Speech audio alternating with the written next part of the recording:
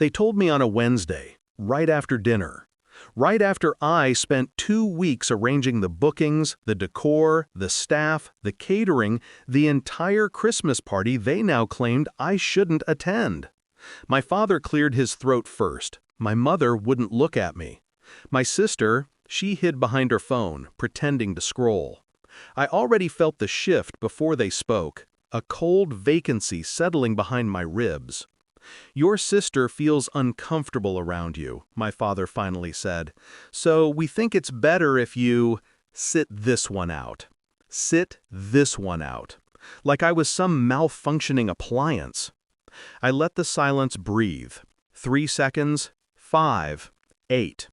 My mother added, "It's for the best. She said you've been intense lately." Intense. Interesting choice of word. I stared at my sister. She didn't meet my eyes. I didn't need her to. I already understood. Something wasn't right. Something had been moving beneath the surface for weeks, and this sudden banishment, wasn't random. It was the first ripple of whatever they'd been hiding. So I nodded. Calm, quiet, agreeable. Then, while they stood there thinking they had managed me, I pulled out my phone, dialed the venue, and with a steady voice said, "Cancel everything." The person paying just got removed from the list.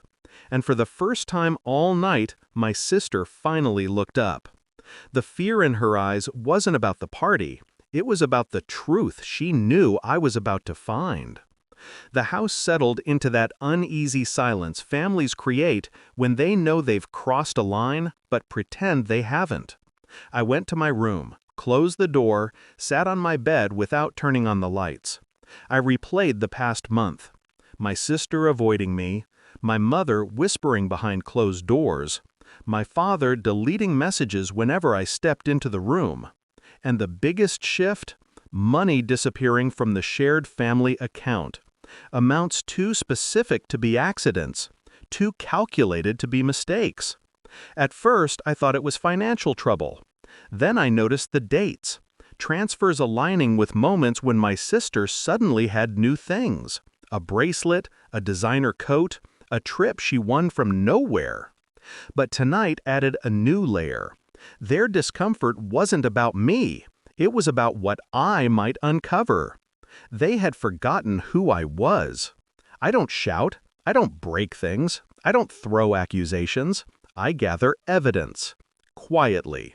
And when I move, I don't miss.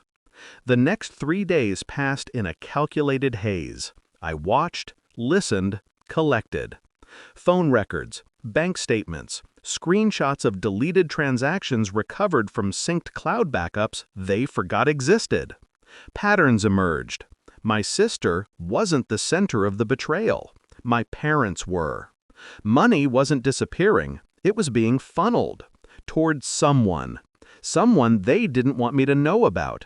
Someone connected to me. Late at night, I overheard their hushed voices behind my father's study door. Calm. I almost smiled. They still believed I was adjusting emotionally. They didn't understand that I had already separated emotion from calculation days ago. Then my sister slipped up. She left her phone on the counter, unlocked, a message preview glowing softly. "Tell her whatever you need, as long as she stays away."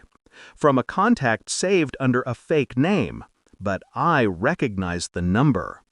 The final piece arrived as a PDF, phone location logs, cross-referenced, time-stamped. He knew how to manipulate them. He always did, and my parents believed him. I printed the document, walked downstairs, placed it on the kitchen table without speaking. My mother opened it, her face drained. My father stopped breathing. My sister whispered, "Oh God."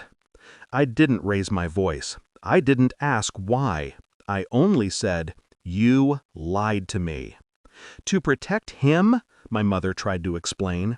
My father tried to reason. My sister cried. I watched them unravel. Quiet, cold, exactly how they deserved. I leaned forward. "Call him," I said. right now. I told him, softly, don't bother showing up to the party. There is no party. I canceled it. Just like I'm canceling you and anyone who believed you. My mother covered her mouth. My father looked at me like he had never seen me before. Good. Maybe now they finally were. I packed that night. One bag. No farewell speech. No last argument. As I zipped it shut, I realized something simple.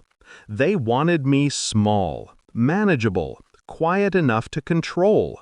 They forgot quiet doesn't mean powerless. I left the house without looking back. The cold air hit my face, sharp and honest. For the first time in months, something inside me settled. Not peace, not healing, just clarity. And clarity, I learned, feels a lot like freedom. I walked away thinking, if they ever wonder why I never returned, they can start with the night they uninvited me, the night they taught me exactly who they were, and exactly who I no longer needed to be.